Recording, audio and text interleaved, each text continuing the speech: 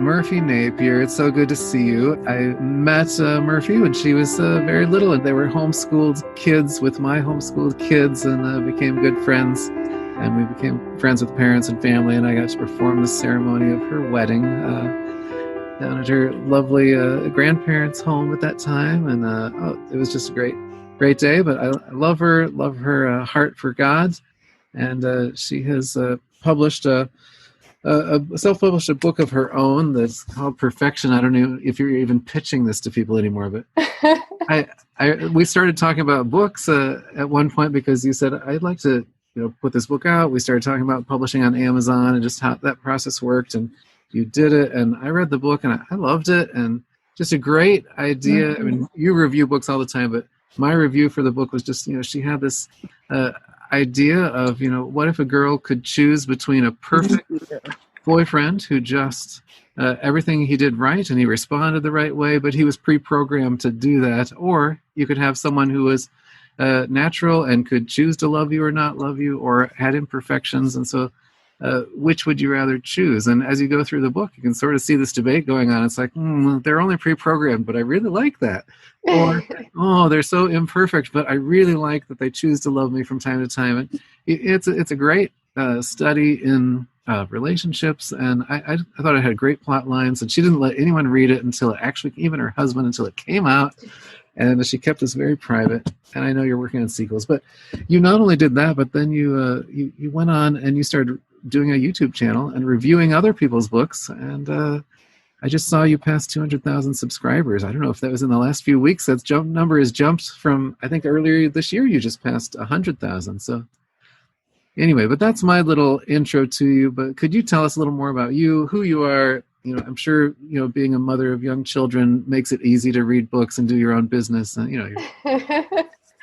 I mean, I think you covered most of it. I have the channel that I run. I critique manuscripts for authors. I was narrating audiobooks for a while. We're in the process of adoption. It's a busy life, but I love it. I have always loved books. They've seemed just as real to me as reality is.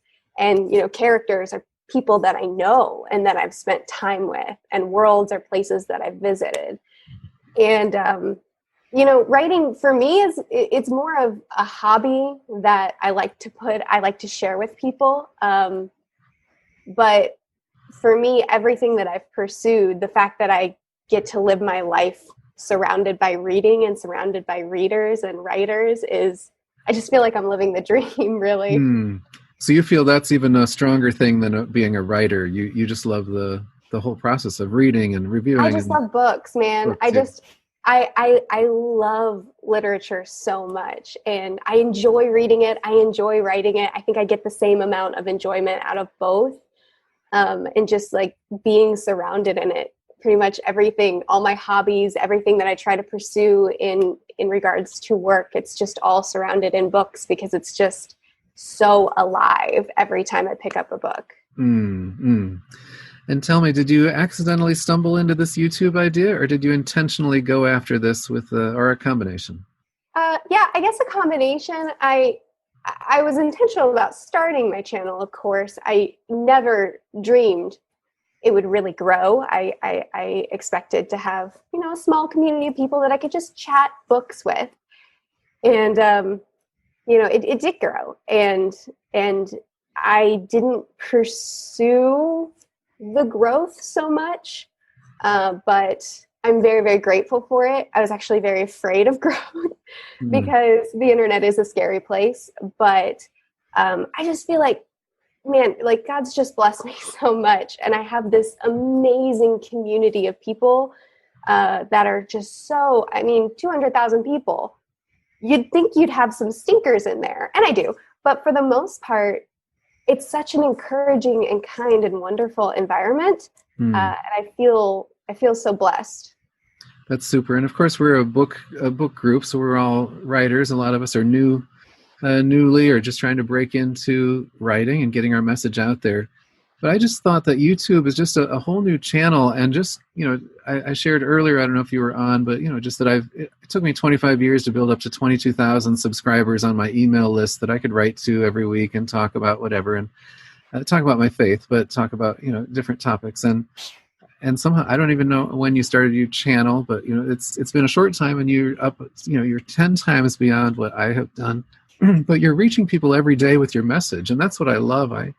I jumped into YouTube just this year as really trying to intentionally do this and say, I'll just read my book. I love writing, and I love that I can reach people. So I just, in July, I did a Christmas in July. I just read through my whole St. Nicholas book, 25 nights of Christmas. And then the month earlier, I did, 40 or 50 nights of, a month or two, I did of this Bedtime Stories of Faith, a book that I had written, and just prayed with people and talked with people and played the piano. And I just found that YouTube and Facebook Live and stuff, it gave me a new opportunity to reach people with my message.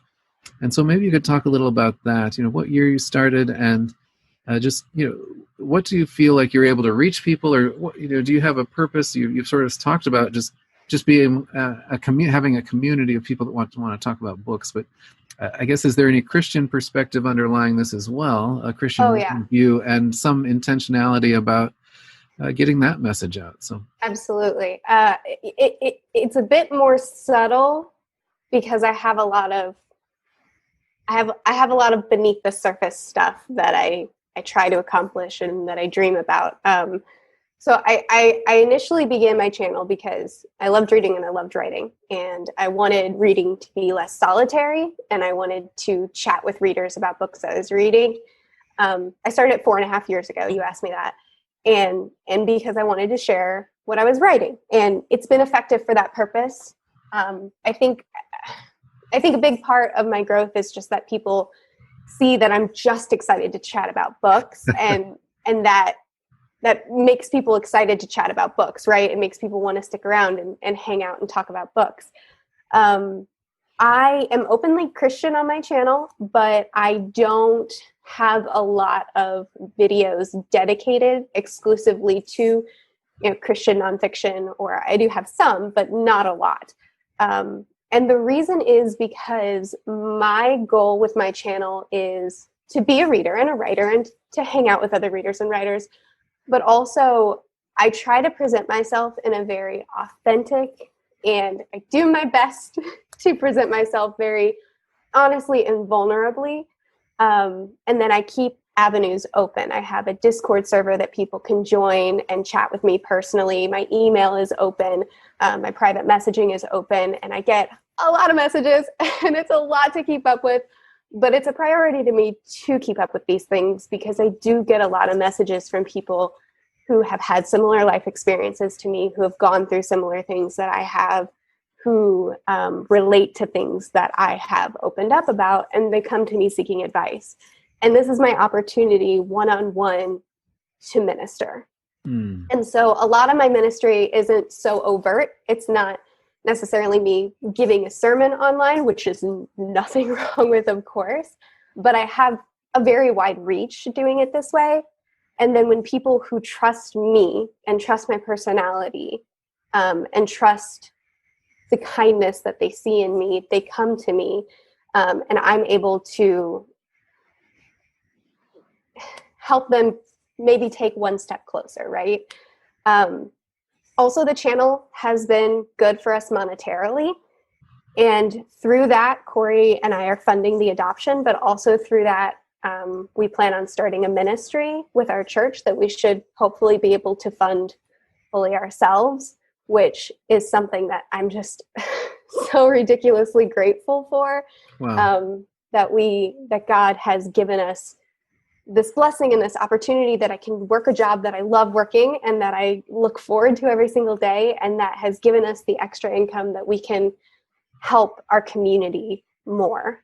That is super, and I'm sure people are interested in this. What are the sources of funding? If you can share, just what is this YouTube advertising, or how does the okay where does the monetary come in? Yeah, or how does that? Yeah. Are you selling like tons of books of perfection, or some of it is through my writing? It is partially through my writing. So AdSense is a big part of making money on YouTube. Videos have ads at the beginning and the end of the video, sometimes in the middle of the video, and advertisers pay YouTube for that ad spot. And then YouTube pays us a portion of that for making the content that brings the advertisers in. And you don't necessarily have to do anything for that. You just have a popular channel, and YouTube just adds that on, and they deposit money in your account. So it's not like you're looking for that. No, okay. I don't seek out advertisers. I don't speak to advertisers unless I'm doing a sponsorship, which I do those because it's just so this is a second way, the sponsorship. Right. So the AdSense is specifically about ads, and all that was for me was monetizing my channel because I had enough views that I qualified to monetize. YouTube does everything else. And you click a button and you say, sure, put ads on and pay me royalties for that.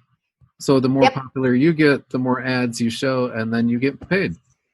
All right. Yeah. So you're paid based off of your CPM, which just means I have a high CPM because I don't swear on my channel. I don't cover really sensitive topics, and I'm not controversial. I just talk about books. And CPM is clicks per minute or clicks per something? Million, I think. Okay. So how many clicks? I don't know. If people click an ad, you get paid. Okay. Well, not just click ads, just watch my videos and an ad plays. Okay. Click on my video. So click on your video. Okay. Yeah, and I think it's 1,000, like clicks per 1,000 views. I'm sorry, I don't know. That's but I have a high CPM, so I get a high rate of return because I have a decent channel. And I post anywhere between 4 to 5 videos a week usually. So I am working to put out the content, but I don't have to do anything to get paid other than just saying, yes, I want ads on my video. You show up in 4 or 5 videos, and how long are your videos typically? Usually they hit around 15 or 20 minutes. Okay. All right. Okay, go on. So then there's sponsorships too. Sponsorships. Yeah. So companies reach out to me and say, hey, we want to sponsor a video. This is super common. I don't work with very many sponsorships because it can be hard to find a good relationship with a company that works well with you. So I'm exclusive with 2 companies. I do 3 sponsorships a month. They pay me a certain amount to make an ad and put it in my video. It's really straightforward and easy. Let's see. I have a Patreon, which my subscribers can join my Patreon. They're a patron. So then they get extra content from me and they pay for that extra content. I do affiliate links. So any books that I talk about, I link in the description. And then if they buy that book through my affiliate link, I get a cut. So you make money if you sell your own book or sell somebody else's book. You're gonna make money either way. Okay. And then you critique books. You get paid for reading people's books and giving them feedback, helping them with like plotting, and if there are plot holes, character development, characters arcs, dialogue that's clunky, stuff like that. And then I try to point out things that aren't flowing well, and then try to work with them on how to get it in a better way.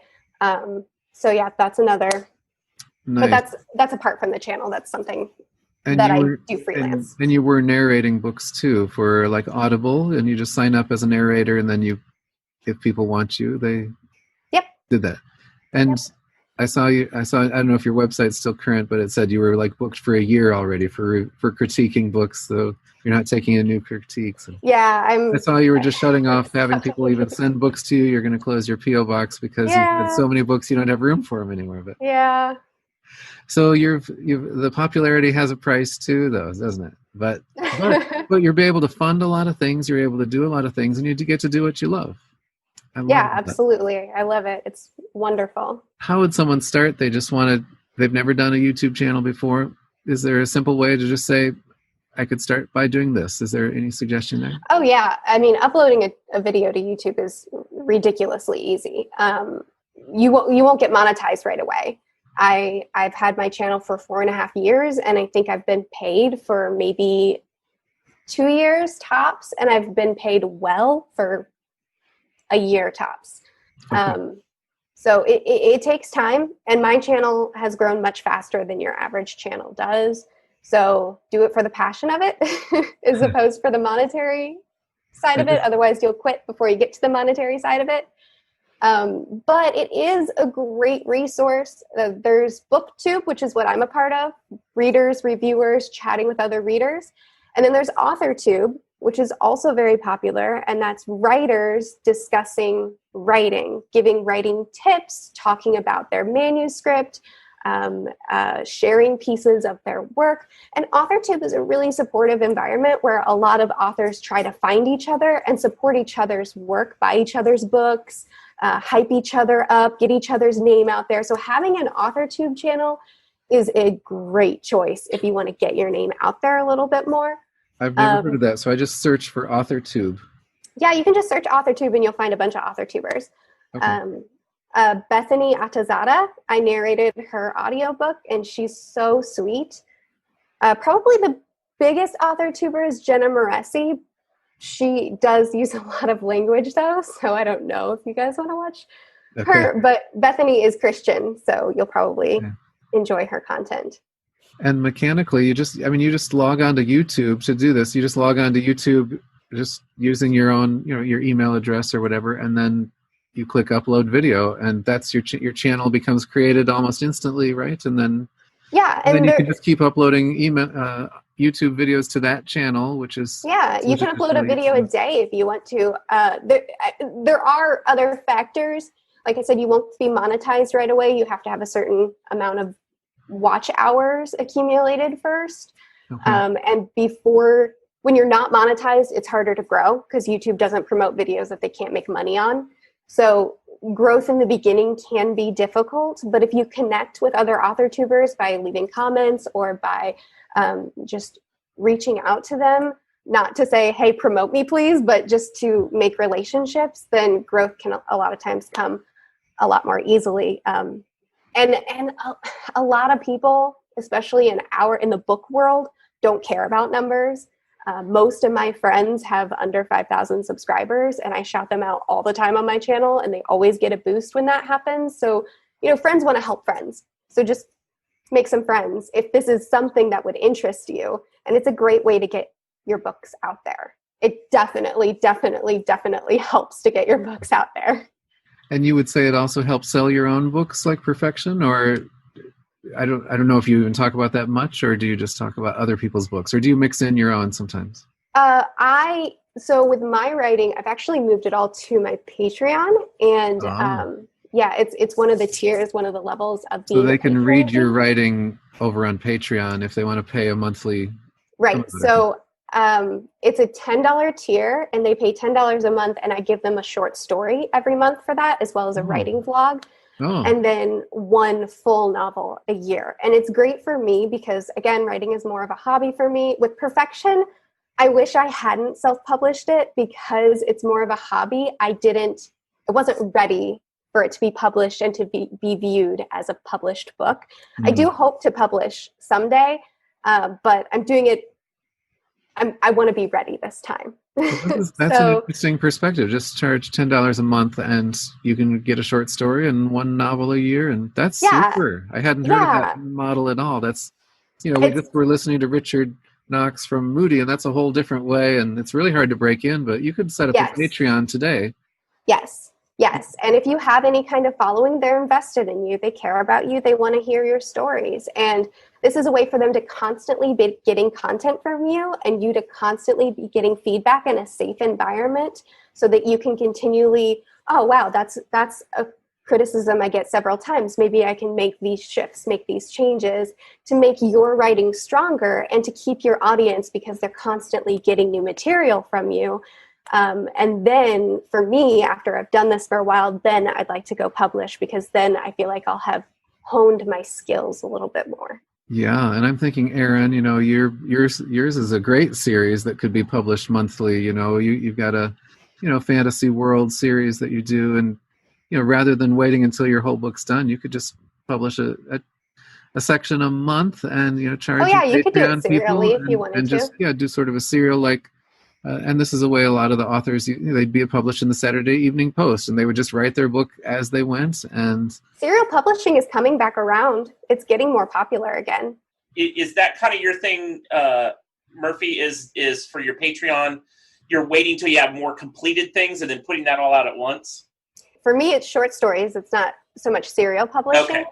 So, but what you could do if this were something that you were interested in is you could write for a while and get your material complete and then publish it serially.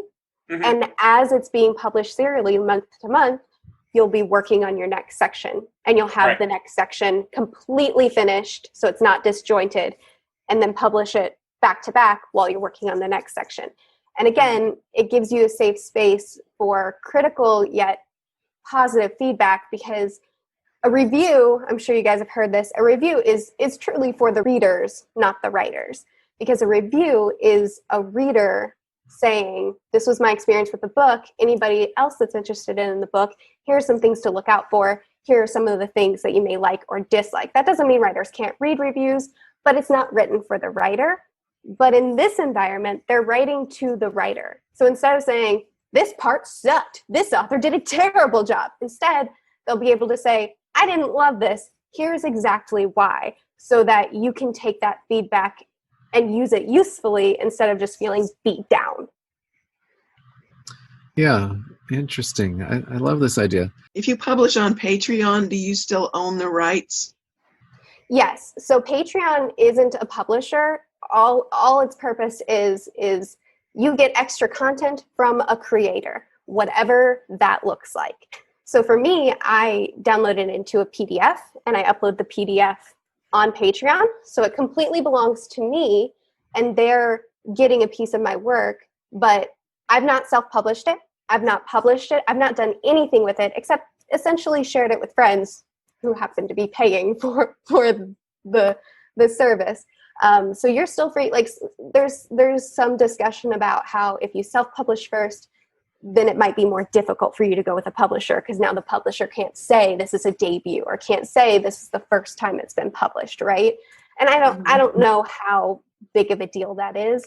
But if you were to go this route, and I'm not saying you have to, there's lots of different routes you could go. But if you were to go this route, you wouldn't have that stumbling block because it's completely yours and it's not been published anywhere.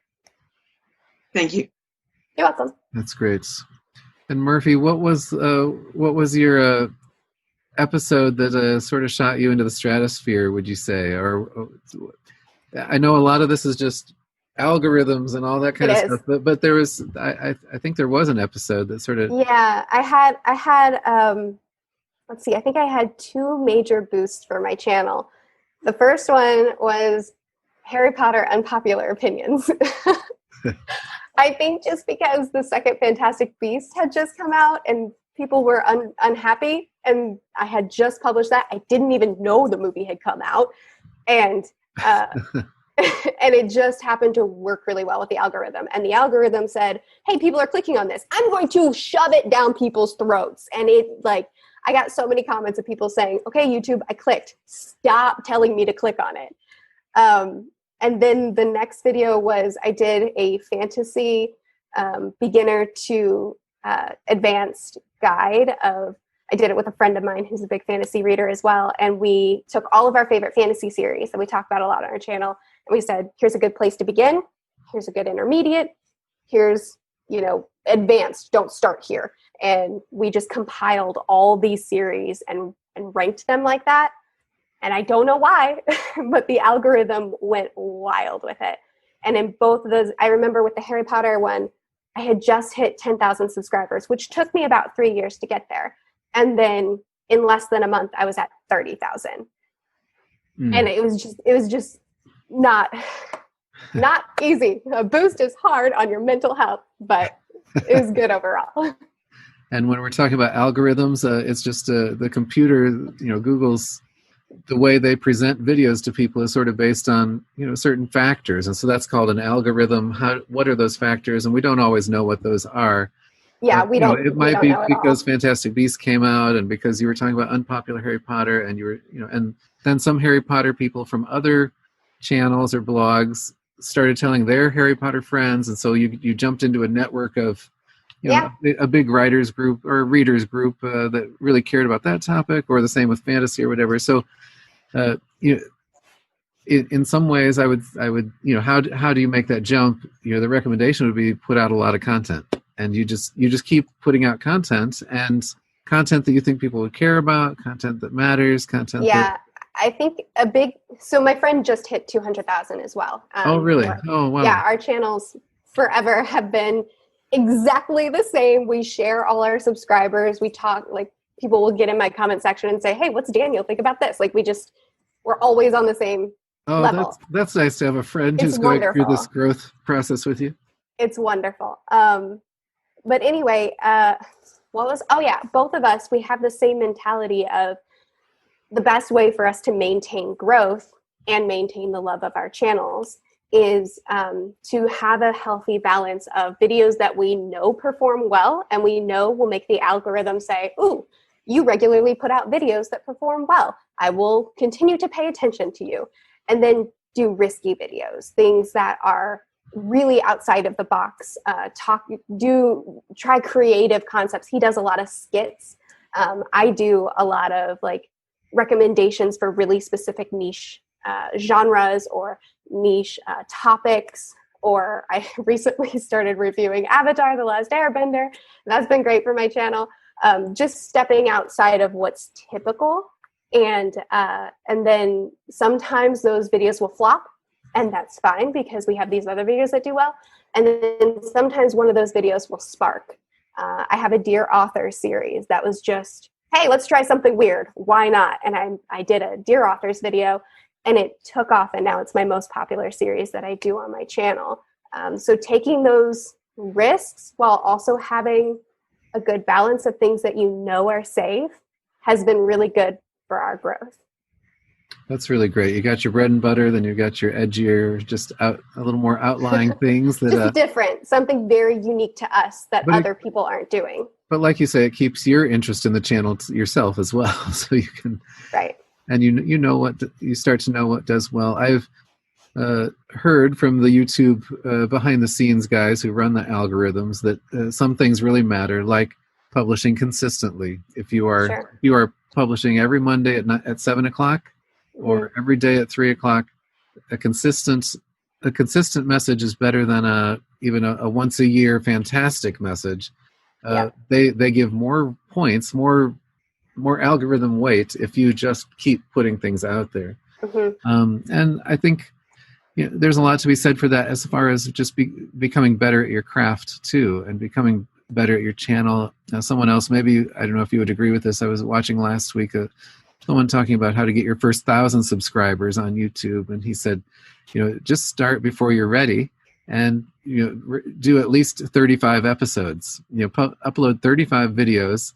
And he showed some of his early videos, and he was just, he's at past 1 million now, but he was just saying, they weren't good, they weren't great, but they were the seeds of what it became. And he said he got better at his craft by doing that, and then the algorithms start picking you up too as you keep putting things out. And so you might be intimidated by doing 35 episodes, and what would I talk about for 35 episodes? But if you're a writer and you have a message you want to get out there, then you can start to think of other things around that surround that, short stories or little nuggets here and there.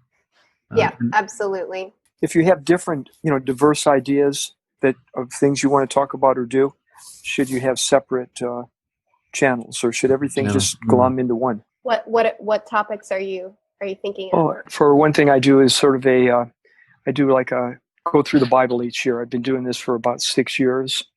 And so I'll have sort of I'll call it a little bit of a lightweight commentary on something about the reading that day. So maybe, that would be something maybe I would do is actually do that reading or a little bit of talking each day on, whatever that Bible passage is, and have people come along. But that would be quite different than like children's stories that I do. That would be like a whole different topic. So I'll be watching your channel for sure to really learn how it should be done. But thank you. I would say, as long as it's not a stark difference, sounds like your interest completely relies within reading and discussing the text. So I think, for instance, I read a plethora of genres. I read primarily fantasy, but I love literary fiction, sci-fi, thrillers. I have a lot of genres I read, and it's all discussed in one place. And every now and then, I talk about writing. I have a video coming out tomorrow talking about being an avid reader as a severe dyslexic. And, it's not always the same exact content. If you are going to talk about bike riding, motorcycles, fixing cars, make a second channel. The first few are topicals on my heart, by the way. What, the motorcycles and the bike riding? Bicycles and motorcycles. Yeah, when you, it's like she's been checking into my stuff here. Yeah. Well, then maybe make a second channel for those things. But it doesn't exactly tie in with kids' stories and exactly. and Bible studies. I think a common sentiment among YouTubers is a lot of times YouTubers will make a second channel because they're concerned that their audience won't be completely invested in everything they want to talk about. And then one of the two channels gets neglected, whether it's the first channel or the second channel. Their interests end up shifting primarily here, and then that one turns into a wasteland. And it's not good for the algorithm. And then there's a lot of, well, should I be doing it differently? So my advice is always, unless there are stark differences that you want to talk about two things that will not have any overlap in your audiences, just keep it in one place, because people can choose not to click on that video and they'll click on the next one. It's really not that big of a deal. I was just looking today into becoming a narrator for Audible. It's interesting that that's what you did. And I wondered, how did you get started in that? I have a video about how I got started. I'll link it in the chat. Okay. That might be helpful because I have a course I took, I have equipment, I have it all linked in the description. So it's probably the easiest answer. But I narrated through ACX, which is owned by Audible, and it's their platform for connecting authors or publishers and narrators and helping them find each other so that they can produce their book. And I've looked into this before too, and you just sign up for acx.com, and then you can make yourself known. You can put some samples up there of you reading some things. So there's the link, and I'll post this in the comments under the YouTube video too. So in a sense, you're doing a little bit of a reading or something. You're sort of auditioning your voice. As a narrator, you just see what auditions are open. You can choose your categories, what subject matter you want to cover: nonfiction, fiction, Christian fiction, or whatever you want to do, and then you can read a little excerpt from the book, and if it looks like something you're interested in, then you can audition by reading that excerpt out loud and then submitting it. You do need certain equipment. There are technical sides to it, and then the author will listen to auditions and pick their narrator. And so you see an ongoing updated list of people that are looking for, and then you just click on the one that you think you're interested in, read a sample for them, and then they contact you and you work out the deal. Yeah, it's very saturated. Yeah. There's a lot of work out there to do. So they're fun. In need of narrators. It's saturated looking for narrators. Yeah. Both directions. There's plenty of narrators. There's plenty of authors. But regardless, you have a lot of books to choose from to audition for. I just can't wait to read your next book when you do decide to do one, just because of all the incredible knowledge you've picked up from all your reading and your writing and your feedback and everything. I just think, I don't know if the pressure is going to be so high on you or if it's just going to be such a joy because you'll finally be able to put all these little tidbits and secrets, and I think you'll be able to put together a book that is just going to blow people away. So, thank you. I really appreciate that. Yeah, I just loved reading your book, and it was just fun. It was a great read and very thoughtful, thought-provoking. So, thank you. I appreciate that. Yeah, I do look forward to your next work. So when you, maybe I should sign up for your Patreon. I could read a short story every month. I'll give you a link. You do not have to pay, or I'll just send you. I actually just finished a short story that's kind of Prodigal Son-esque that I'm really excited to share next month. Oh, cool. Do you ever get frustrated that it's only on Patreon and you want to share it with the world, or are you really happy because you get paid for it? I'm happy because of the medium that I've chosen now, because it means that it's a lot more. The way I describe it is being online and having a decent sized platform. My humanity is judged frequently. My taste in books, my personality, my tone of voice, how often I move my hands when I talk. And I like the idea of my writing for now, when it doesn't feel polished enough yet, being reserved for people that really, really care about me. And, you know, do you know what I mean? Yeah, it definitely. It feels good to have it in this environment instead of having it for all of the world for now. I hope that eventually my writing skill gets to the point that I will feel ready to share it with the whole world, though. That's a really sweet way to experience it. I'm glad that you have that intimate audience there. Why don't we say a prayer? God, we just trust that you would put us in touch with the people who need to hear our message, our particular message. And Lord, put us in touch with people we need to hear too. Help us all just to keep strong in our faith until you come again. In Jesus' name, amen. Murphy Napier, thanks so much for coming, and thanks for being my friend. Thank you.